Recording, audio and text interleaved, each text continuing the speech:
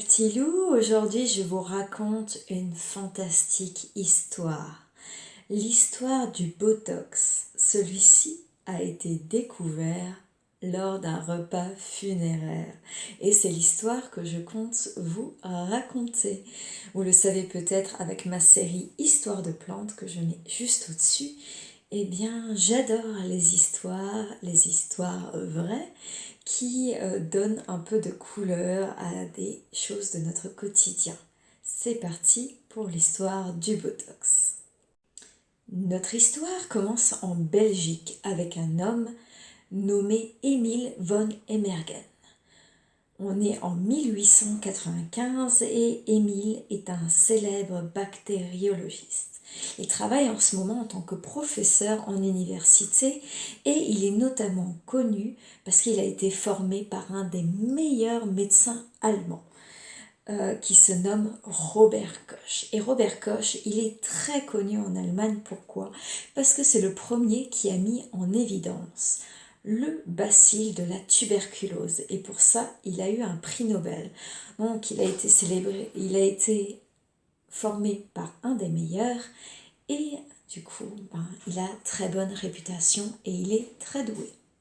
Un jour qu'il travaille comme d'habitude comme professeur dans cette université, eh bien il est cherché par les autorités belges pour résoudre un mystère. Ce mystère, le voici. En Wallonie, dans un village qui s'appelle Elzel, un inconnu, dont l'histoire n'a pas retenu le nom, surtout, une personne est décédée. Ses proches sont attristés et, comme il est de coutume à l'époque, après le décès, font un repas tous ensemble pour se recueillir et parler des souvenirs du défunt. Sauf que pendant ce repas, il se passe un vrai drame. Alors que le repas se déroule très bien, d'un coup, une trentaine de personnes ont une paralysie faciale. Certains s'étouffent et n'arrivent plus à avaler les aliments et crachent par terre. D'autres encore, d'un coup, s'arrêtent de respirer et tomberaient de mort. Et c'est le cas de 3 musiciens qui avaient été embauchés pour l'enterrement. Et du coup, Émile est appelé par les autorités pour venir sur les lieux et faire des analyses en tant que bactériologiste. Voyons voir les conclusions qu'il a. Émile arrive en Wallonie et il arrive sur les lieux. On lui présente les 3 rates des musiciens décédés lors de ce drame. Les aliments ont été mis de côté afin qu'il puisse les analyser. Suite à ces analyses, il va faire plusieurs conclusions. La première, c'est qu'il ne va pas trouver de poison. Ces personnes n'ont pas été empoisonnées. Mais par contre, il va mettre en évidence une toxine qui est présente dans un jambon qui apparemment a été mal cuit. Et cette toxine, elle s'appelle la toxine botulique. Alors, la toxine botulique, c'est celle qui est à l'origine de la maladie qu'on appelle le botulisme.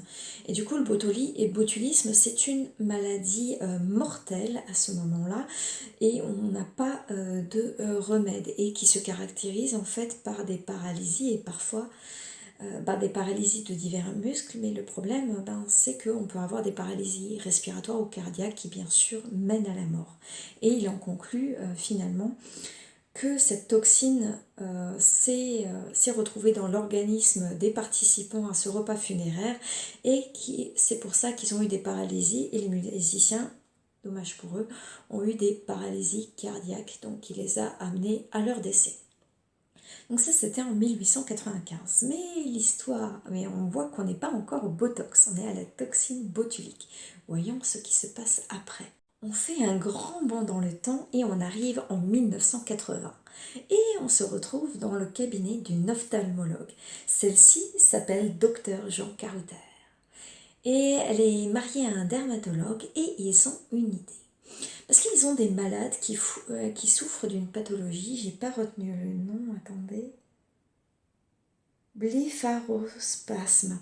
En fait, c'est un clignement des yeux, c'est un problème en fait en neurologie qui fait qu'on a des clignements des yeux comme ça qui sont très très fatigants. C'est un vrai problème de santé.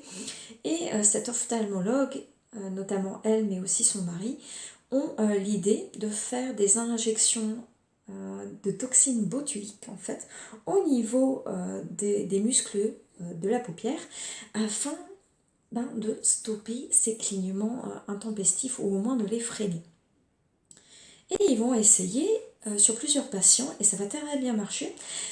Et les patients vont revenir au cabinet en disant docteur, ça marche très bien votre truc et en plus c'est génial, il y a un effet secondaire qui est super, ça m'a enlevé mes rides. Et ça les intéresse beaucoup. Et donc, cet ophtalmologue et son mari dermatologue vont proposer à la communauté scientifique d'utiliser la toxine botulique, du coup, pour engendrer des paralysies faciales et du coup enlever les rides.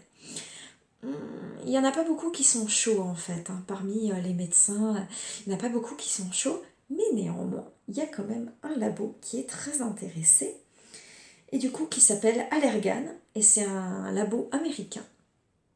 Et ce labo, il va travailler du coup avec cet ophtalmologue et ce dermatologue, il va acheter les droits et il va commercialiser de la toxine botulique, bien sûr travailler, qu'on connaîtra sous le nom de Botox. Voilà. Alors maintenant, vous savez l'histoire du Botox, donc que c'est né d'un drame qui a eu lieu à la suite d'un enterrement. Vous savez que c'est une toxine de la maladie qu'on appelle le botulisme et du coup qu'on a utilisé pour ses effets secondaires qui sont des paralysies du muscle facial. Donc il faut savoir aussi que le Botox est un élément chimique ultra protégé, pas seulement par rapport à sa valeur marchande, mais il faut savoir qu'en Amérique, le Botox est détenu par l'armée. Oui, parce qu'en fait, on peut faire des armes biologiques avec le Botox. Et je ne sais plus la dose, mais c'était quelque chose d'assez fou. Enfin, il fallait vraiment une très petite dose de Botox utilisée sous forme d'arme biologique pour tuer pas mal de monde. Donc c'est assez fou et du coup par paralysie. Donc voilà, c'est la super histoire du Botox. Donc je voudrais remercier l'auteur du livre L'incroyable histoire de la peau. Je mettrai un lien en description vers son livre. C'est grâce à lui que j'ai pu faire des recherches sur la fantastique histoire du Botox. C'est un livre qui est formidable. C'est pas un livre de cosmétique maison, mais c'est un livre qui parle d'énormément de choses en rapport avec la peau. En fait, on parle des recherches sur la peau, on parle du vieillissement, de son fonctionnement, des tatouages, des maladies liées à la peau, de plein d'anecdotes. Il est passionnant, ça se lit comme un roman et je vous le conseille chaleureusement. Et sinon, s'il y a un autre livre que je peux vous conseiller, c'est le mien, Tambouille sans embrouille, où moi, quant à moi, je vous raconte pas l'histoire du Botox, mais je vous raconte la fantastique histoire du ricin. Vous pouvez trouver un lien pareil en description. Vous pouvez l'acheter bien évidemment sur toutes les grandes enseignes, mais aussi sur mon site. Je vous fais plein de bisous, je vous dis à bientôt pour une nouvelle histoire.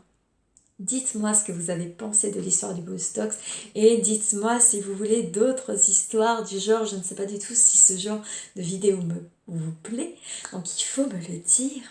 Et si vous voulez avoir d'autres vidéos du genre, abonnez-vous.